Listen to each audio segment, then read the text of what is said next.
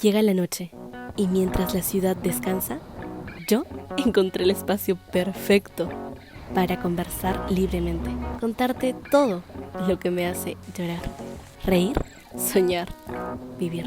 Y todo esto empieza después de las 12. Hola, bienvenidos a Después de las 12. Mi nombre es Camila Tapia y el día de hoy estoy emocionada por este episodio, ya que vamos a hablar de un tema muy importante para mí.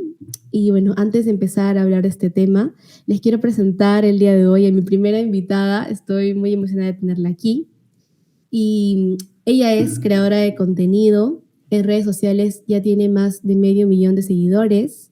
Además es comunicadora, es cantante y también estuvo nominada a los premios Luces, imparte charlas TED y ella es Andrea Burga. Bienvenida, Andrea. Hola, ¿cómo estás, Camila? Muchas gracias por la invitación. Y de verdad estoy súper contenta de poder conversar contigo. Ay, muchas gracias, Andrea. Estoy muy contenta de tenerte aquí en el programa el día de hoy. Y bueno, como ya había dicho, tú eres creadora de contenido y justo en tus redes sociales hablas de esto de discapacidad visual, ya que tú también, al igual que yo, ambas tenemos esta discapacidad, ¿no? Andrea, cuéntame un poquito, ¿cómo es que vives tú la discapacidad? Bueno, yo nací con una condición que se llama retinitis pigmentosa, que la visión te va bajando progresivamente. Y la discapacidad siempre me ha acompañado, ¿no? Porque yo nací con esto, o sea, si bien yo veía mucho más cuando era niña, ahora veo luces y sombras, pues siempre he sido consciente de mi discapacidad. Y la discapacidad siempre ha sido como parte de mi identidad. Yo siento como persona importante por las barreras que uno enfrenta, ¿no? O sea, sales a la calle y ya las personas te ven distinto. Entonces, siento que es una parte importante de mi identidad y de mi diversidad también, ¿no? Porque diversidad porque, por ejemplo, para movilizarme, me movilizo de manera diversa, uso un Ajá. bastón, porque utilizo lectores de pantalla. Entonces también es una forma de vivir la diversidad. Claro. La verdad, a mí también me pasa algo parecido, porque igual que tú, yo también tengo discapacidad visual, como yo le había dicho anteriormente, y también yo también nací con esta discapacidad desde que nací. Entonces, toda la vida igualmente he vivido con la discapacidad que todo el tiempo me ha acompañado. En mi caso, yo, como ya había comentado anteriormente también, tengo atrofia del nervio óptico. Entonces, siempre como comentas, para salir a la calle o para estudiar, para hacer algunas actividades, es como que tienes incluso que modificar un poco eso, ¿no? O sea, mm, tratar de incluso adaptarte, que a veces nos pasa, no sé si a ti te pasa esto de que tú tienes que adaptarte a veces cuando gustaría que la gente o que las personas o que las cosas se puedan adaptar también a nosotros, ¿no? Sí, tal cual. O sea, muchas veces tienes que adaptarte al entorno porque el entorno no ha sido diseñado para la diversidad. O sea, eh, por ejemplo, tratar de... en Lima, por ejemplo, a mí me pasa que los buses pues no respetan nada, no respetan los paraderos. Entonces, una tiene que aprender cómo a lidiar con eso, ¿no? O sea, Ajá. no es que sea algo chévere, porque una anda estresada, pero tienes que aprender a hacerlo de cierta manera. Sí, la verdad es que es un poquito complicado esto justo, ¿no? De tú tener que adaptarte, buscar la forma de, por ejemplo, tomar un micro, como dices, ¿no? Un bus, o de repente llegar a algún lado, o por ejemplo, no sé cómo fue, o cómo viviste tu diversidad en el colegio, ¿no? Porque a veces es un poco difícil, no sé, ¿te costó o no? ¿Cómo lo hiciste? ¿Cómo fue para ti? Ya, yo estuve en un colegio de educación básica especial Ajá. de primero a tercero de primaria. O sea, como 3 añitos, o 2 añitos y medio, creo, porque yo entré como a mitad de año de mi primer grado de primaria. O Ya, sea, ajá. pero era bien curioso porque la política de este colegio era, en esa época le decían integración, ya no se le dice integración, se le dice inclusión. Pero Claro. en esa época la política de este colegio era que tú tenías que entrar a un colegio regular, porque digamos que no, o sea, que digamos tenías como que estar en este entorno eh, con niños y niñas sin discapacidad, ¿no? Entonces yo estuve hasta tercero de primaria y después ya en cuarto de primaria empecé a buscar con mi familia, sobre todo con mi mamá, colegios regulares. Ah, Y, ya. y Estuviste. eso fue complicado, pues, porque, como te decía hace un rato, yo tengo 29 años. Como te decía, si fuera de cámara, yo tengo Ajá. 29, ay, dije 19, 29, este, Parece 19, ¿no? parezco, ajá, o sea, parezco 19, pero no es Por cierto, tengo favor. 29. Ya. Entonces, claro, en esa época no había leyes, pues, que te dijeran, oye, tienes que aceptar a un niño o niña con discapacidad, ¿no? Sino que, o sea, era como una especie de lucha porque un colegio te acepte y la mayoría de colegios en esa época te rechazaban de frente, te Sí, decían que sí, no. sí, sí. Entonces, o sea, no es como ahora que te Ahora es rechazan, distinto. pero te ponen un montón de disculpas, ¿no? Antes no, antes te decían de frente no. Entonces, fue bien complicado. Me acuerdo que, o sea, fue bien complicado porque, por ejemplo, las matemáticas era todo un tema, sobre todo tenía Son las problemas con eso. matemáticas. Recuerdos de Vietnam. Sí, los profesores, como que algunos por ahí me enseñaban, otros no. Entonces, eso era bien difícil. Me acuerdo que yo en secundaria ya me quedé en un colegio, a partir de segundo de secundaria me quedé en un colegio, pero no porque fuera bueno, sino porque ya estábamos, creo, medio cansadas de buscar colegio, ¿no? Y entonces ya me quedé porque, en fin. Claro, porque ya está. Sí, en realidad es bastante complicado. Es algo que nosotros vivimos, pero que se debería cambiar, la verdad, ¿no? Pero a mí justo también me pasó algo muy parecido, porque también, bueno, yo no estuve nunca en un colegio de educación básica especial, siempre estuve en colegios regulares, pero para entrar a los colegios era todo una locura, porque buscabas un colegio, ¿no? Y luego decían como, bueno, ya, te admitimos. Pero no sé si a ti te pasó, porque por ejemplo, en mi caso, estaba en este colegio, ¿no? Que en primaria estuve toda la primaria en este colegio, y era como que, ya, Camilita, la niñita, pobrecita, no sé, ¿no? Como que ahí, la que la teníamos ahí porque ya, ¿no? O Claro. sea, a mí me pasó así. Y prácticamente yo iba, me sentaba, miraba el techo, a veces hacía una que otra cosita por ahí, una tarea que me dejaran, pero tarea incluso hasta muy básica, cuando yo ya estaba, no sé, en tercer, cuarto grado o quinto grado. Y yo decía como, ay, pero eso ya lo sé, porque felizmente tuve l- no sé, la bendición, no sé, de que mi mamá me enseñara bastante en casa. Entonces, gracias creo que más a ella aprendí que al colegio. Claro. Es que Entonces, eso sí, pasa, eso pasa sí, mucho en muchos estudiantes con discapacidad. sí, Ahora que, bueno, yo trabajo en una ONG ajá, que vemos temas de discapacidad también. Y pasa mucho, o sea, muchos padres son los que se encargan o sea, esto se ha visto más en pandemia, ¿no? sí, claro, Pero en verdad muchos padres lo viven todo el tiempo, o sea, ellos son los que más se encargan de la educación de sus hijos. Y es triste, ¿no? Porque, o sea, digo triste porque, claro, o sea, obviamente los papás pues tienen que participar en la educación de sus hijos, pero obviamente no son maestros, no tienen las claro. técnicas que tiene un maestro y además pues, o sea, sobre todo las mamás que tienen que dejar de hacer cosas por estar con sus hijos, Sí, es bien fuerte. sí, ajá, exactamente. Y eso es lo que, por ejemplo, pasa mucho en la educación, ¿no? Y es un poco triste. Y eso es algo que a mí, por ejemplo, en mi caso, me motivó mucho para poder estudiar educación, porque yo soy profesora. Entonces, es algo que me motiva bastante poder cambiar, modificar todo esto de las cosas que yo había vivido cuando era niña, ¿no?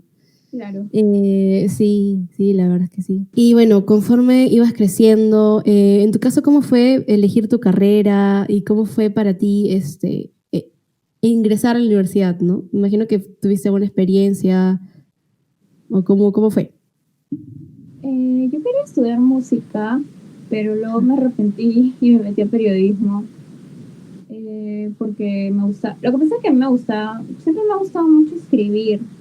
Y es curioso porque ahora no escribo mucho, hago más videos, Ajá, o sea, a mí inicialmente me metí a la carrera de periodismo porque me gustaba mucho escribir.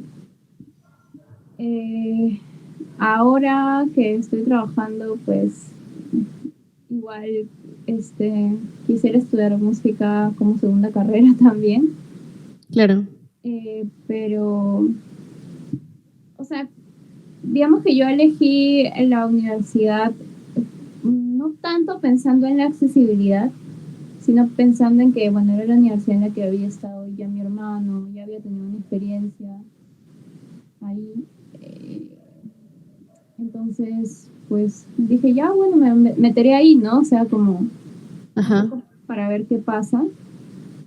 Y ya cuando estaba, yo estoy en la PUC, en la Católica, ajá, eh, y pues cuando entré me enteré que la biblioteca, pero eso ya fue cuando ya había ingresado, que la biblioteca tenía un servicio de escaneo de textos, o sea, podían escanear los textos y digitalizarlos. Entonces, digamos que eso me ayudó un montón, pues porque, por ejemplo, había separatas que enviaban los profesores que muchas veces estaban en físico y yo los dejaba en biblioteca y ellos me lo escaneaban, me lo mandaban en Word por correo y yo ya podía leer para los controles de lectura. claro, sí, Entonces, pues eso yo siento que de cierta manera fue un privilegio porque no todas las universidades en el Perú sí, cuentan con eso. No hay mucha gente que tiene que escanear sus propios textos en su casa, entonces yo no tenía que preocuparme por eso, ¿no? Entonces, la verdad que en ese sentido fue bien. Igual no todo era bien porque no todos los profesores sabían cómo trabajar conmigo, sobre ujú. todo ya cuando Ay, entré, eso, ya cuando justo entré, eso. sobre todo ya cuando entré a facultad, porque bueno, yo como estudié periodismo, pues había cursos audiovisuales, como me acuerdo que había un curso que se llamaba periodismo televisivo, o sea, habían cursos que eran más audiovisuales y ahí es donde tuve un poco más de problemas, ¿no? Porque Claro. era siempre esto de cómo vas a hacer con la cámara, qué vas a hacer con esto, ¿no? Entonces, pues ahí había ciertos problemas, pero igual de cierta manera se iban un poco solucionando, algunas experiencias fueron buenas, otras no tanto. Me acuerdo que incluso en el curso de fotoperiodismo me fue bastante bien con la profesora porque la profesora estaba súper pendiente de mi aprendizaje. Entonces eso era bueno para mí, porque me preguntaba siempre cómo me iba en el curso, trataba de explicarme, por ejemplo, si iba a explicar fotos, trataba de describirlas. Entonces fue bien interesante el trabajo con ella. Ah, mira, qué genial. Muchas veces sí esto ocurre de encontrarnos docentes que de verdad sí son muy buenos o que realmente se preocupan por nosotros, ¿no? Y lamentablemente también existen los docentes que, no Que sé si has no, escuchado esta, esta frase de, ay, yo no estoy capacitado para esto. No sé si se lo han dicho porque a mí me han dicho varias veces. Lamentablemente en muchas sí, universidades pasa y esto. es una realidad que la agarran como disculpa, ¿no? O sea, Sí, sí, sí, como sí. excusa, porque, o sea, a veces tú misma le explicas cómo trabajar, pero no quieren hacerlo. Ajá, exactamente. Sí, o sea, a veces tú dices como, mira, puedes hacer tal cosa, esto me funciona a mí, de repente puedes describirme tal cosa o puedes enseñarme de esto, o sea, mejor dicho, realizar tu clase, o bueno, no dar como órdenes, pero mejor dicho, como hacer tal cosa para que yo pueda de repente aprender mejor, ¿no? A veces Sí, haces eso, pero al final es como que, no, ay, yo no sé cómo hacer eso, ay, no, porque cualquier excusa te pone. Entonces, eso es un poquito a veces tedioso muchas veces en la universidad. ¿Y cómo fue tu proceso de ingresar a la universidad? ¿Te costó, bueno, o hubo alguna negación por parte de la universidad? ¿Se adaptaron a algo, tal vez? En la universidad, para dar el examen de admisión, una persona me lo leyó, digamos. Ajá. Entonces, por ahí todo bien. Creo que más me costó la preparación en la universidad, porque... Ah, tú estuviste en CEPRE, en PRE. No, o sea, no en la de la misma universidad, sino No. porque era muy cara. Ajá. Estuve en una academia que se llama PAMED. Yo no entiendo hasta ahora cómo mis papás pagaron eso, porque no me enseñaban nada. O sea, por ejemplo, yo iba a las clases de matemáticas literalmente por gusto. No me enseñaron absolutamente nada. Okay.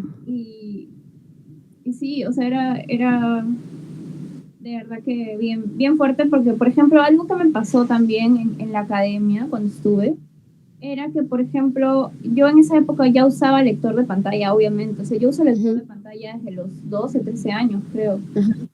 Entonces, o sea, una de las cosas que nosotras como pedimos, o sea, mi familia pidió, es que me dieran como los textos en digital, ¿no? Para que Word, para que yo pudiera leer. Y ellos decían que no podían hacerlo por un tema de copyright, o sea, porque digamos que podían plagiar sus textos si los virtualizaban. Ajá. Y yo como es en serio, o sea, y claro, en ese momento yo era súper chibola, ¿no? O sea, en ese momento como que supongo que habré dicho, bueno, ¿no? O sea, pero ahora mirando hacia atrás me pongo a pensar y digo, eso es una total vulneración a tus derechos, ¿no? Porque, o sea, no te están dando una medida. Los textos, lo que yo hacía, por ejemplo, era que tenía que pedirle a mi compañero que esté al costado que me leyera los textos.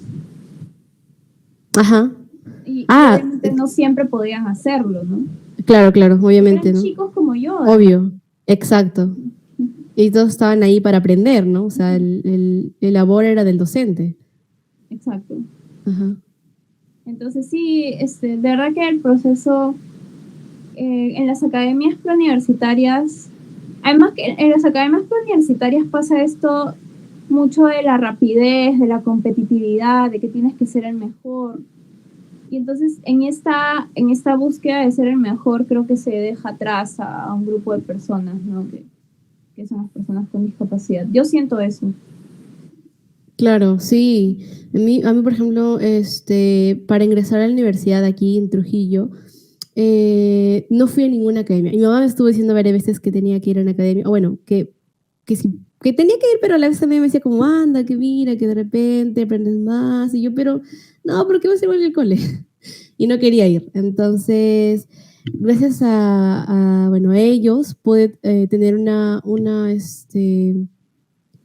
aprendizaje más personalizado, ya que tuve una docente, ¿no? Que me estuvo apoyando para poder dar el examen. Entonces, con ella estuve repasando varios temas, ¿no? De los que venían en el examen, o bueno, de diferentes como que folletos que te dan o temarios. Entonces estuvimos como repasando y todo esto. Y ya para dar mi examen, también ella me leyó el examen y ya pues así puede emitir las respuestas, ¿no?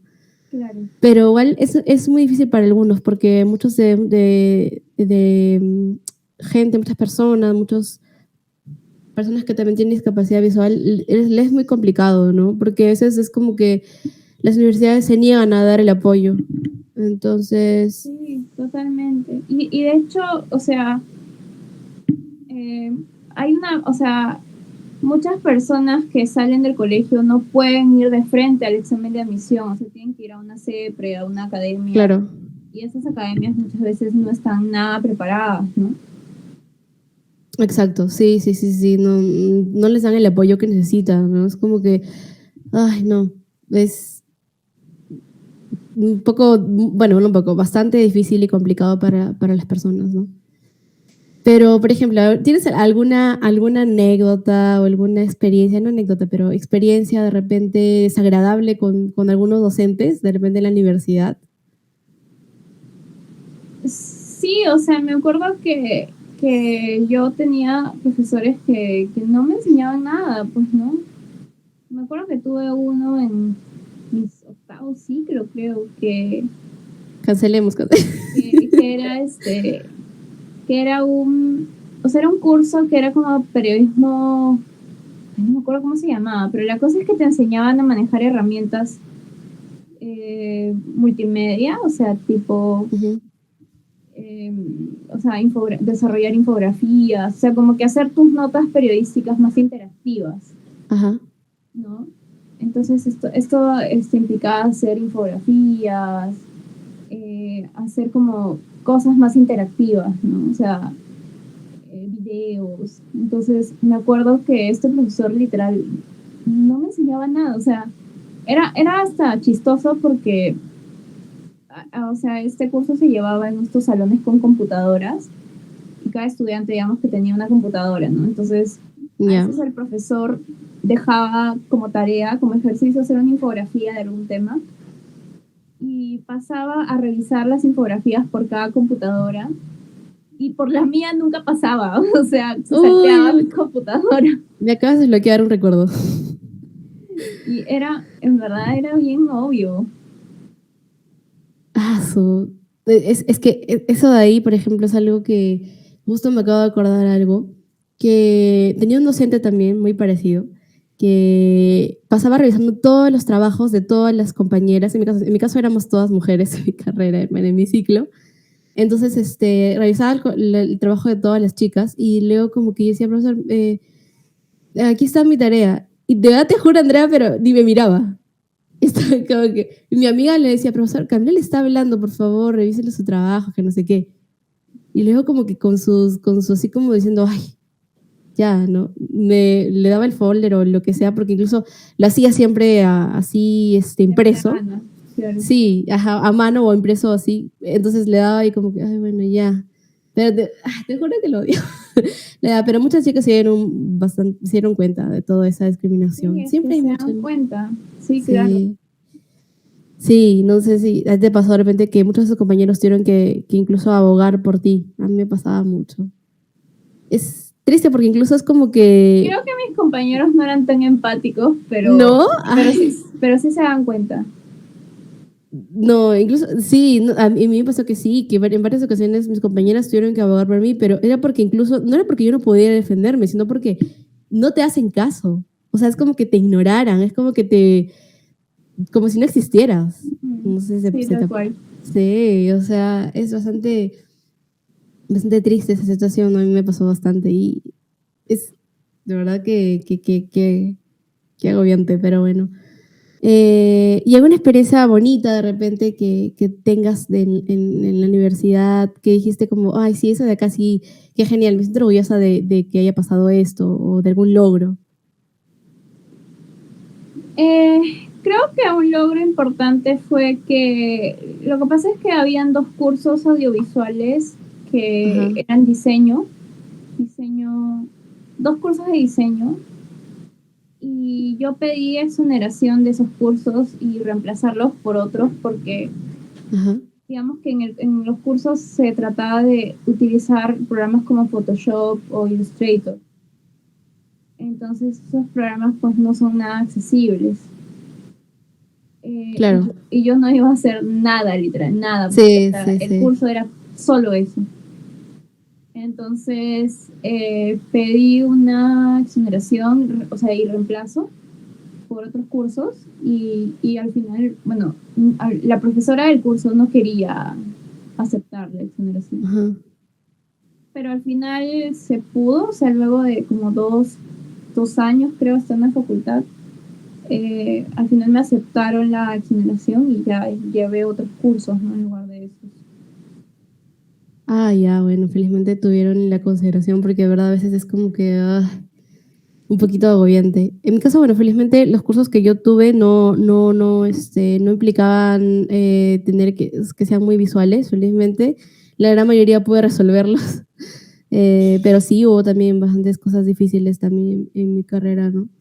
Y bueno, pasando un poquito ya al tema de repente de redes, ¿cómo es que te animaste o cómo es que dijiste quiero empezar en redes o quiero hablar de este tema, quiero visibilizar la discapacidad o cómo fue para ti, cómo fue esto? Yo empecé a escribir en realidad en el 2015. O sea, Ajá. en el 2015 tú estabas en el colegio todavía, ¿no? Sí, yo estaba en el cole, sí, estaba como en cuarto, quinto año, no me acuerdo exactamente. Sí, quinto. Yo hice promoción 2015 justo. Ya, yo estaba ya en la universidad en el 2015. Ajá, Ujú. Entonces, o sea, digamos que o sea, lo que pasa es que yo también en la universidad me pasó algo curioso, es que ahí yo empecé a movilizarme sola. ajá, Y claro, como empecé a movilizarme sola, empezaba a encontrarme con más gente, por ejemplo, para, no sé, para pedir ayuda para cruzar la pista. claro. Eh, y ahí me iba topando con un montón de prejuicios de tipo, ¿por qué sales sola? ¿Por qué nadie te acompaña? Ah, sí, Cosas me lo han así. dicho 1000 veces ya. Y, y pues esas cosas yo empezaba a cuestionar, ¿no? O sea, empezaba como a decir, oye, ¿por qué me preguntan esto? ¿Por qué no Ujú. simplemente me ayudan y ya está?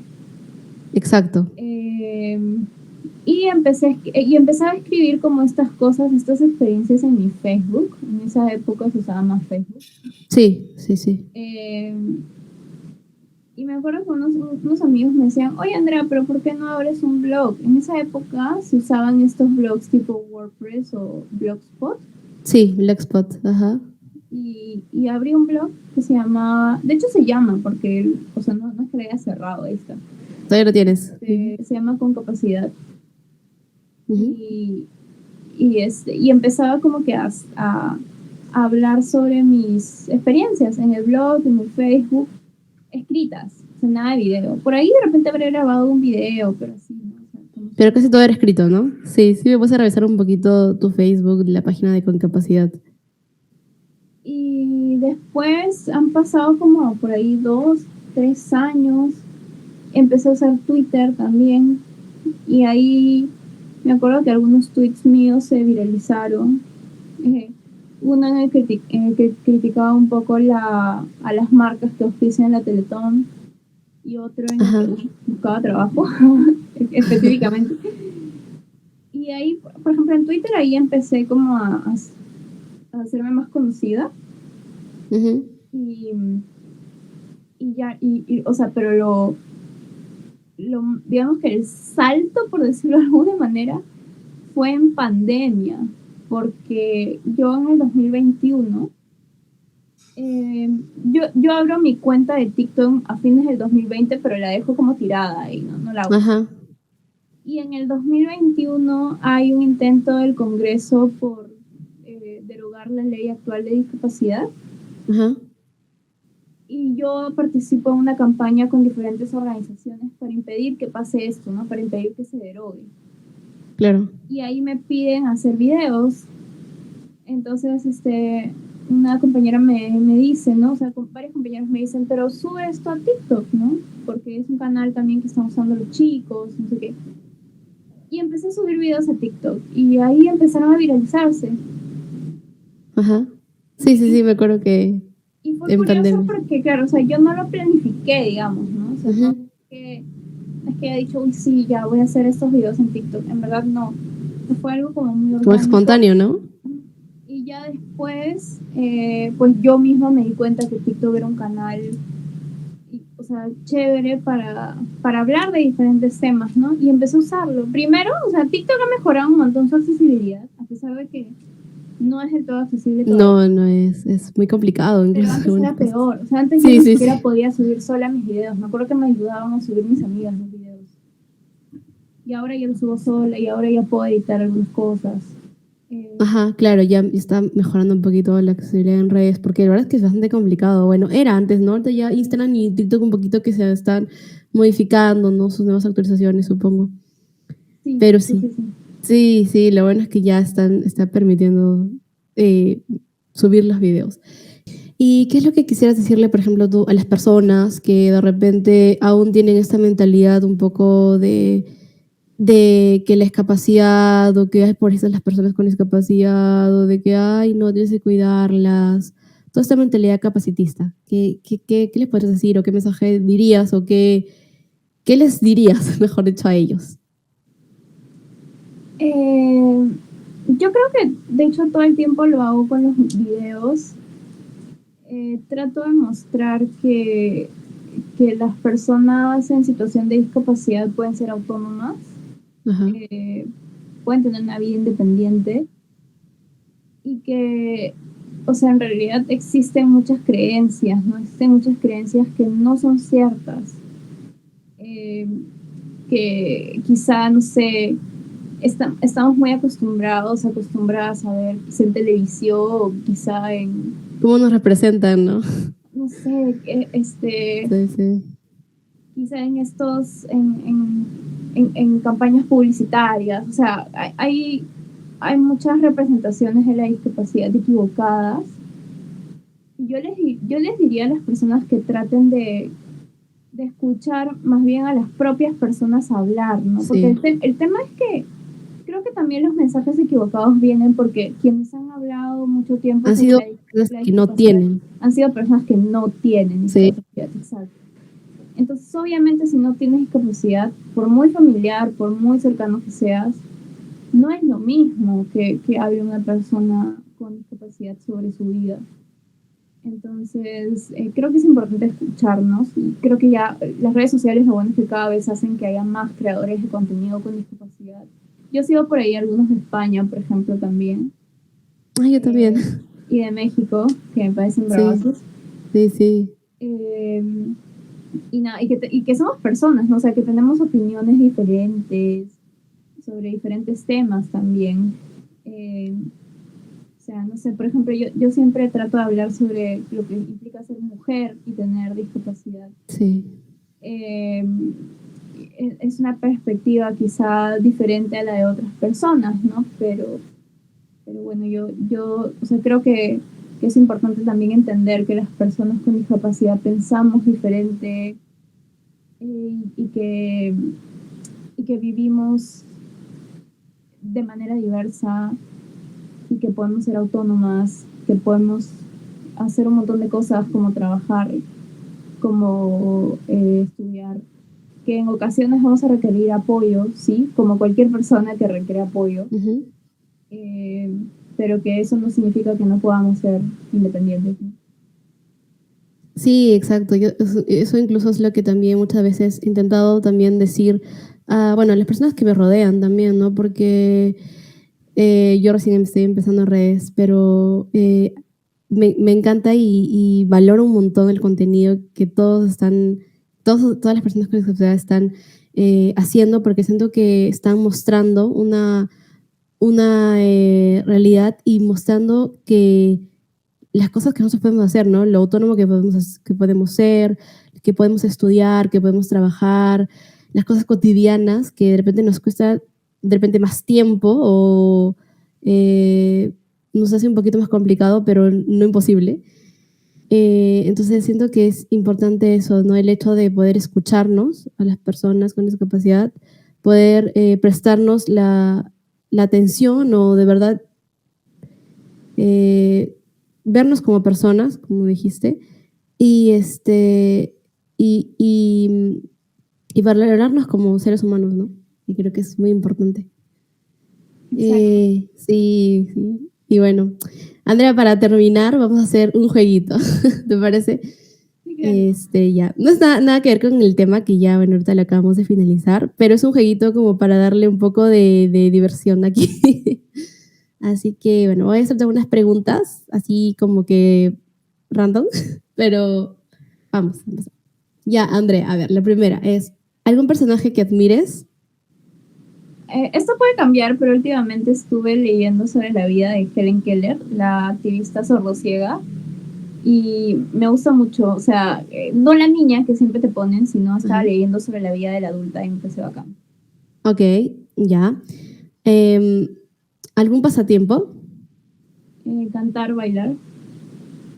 Ok. ¿Serie, película o libro? Serie. Ya, ok. ¿Alguna serie que nos recomiendes? Ahora estoy viendo Sucesión, está en Ajá. HBO. Sí, está chévere, la verdad. También la empecé a ver. Ok. ¿Alguna cualidad? Mía, Sí, tuya. trato de ser empática. Ok. ¿Algún defecto tuyo que quisieras eh, cambiar?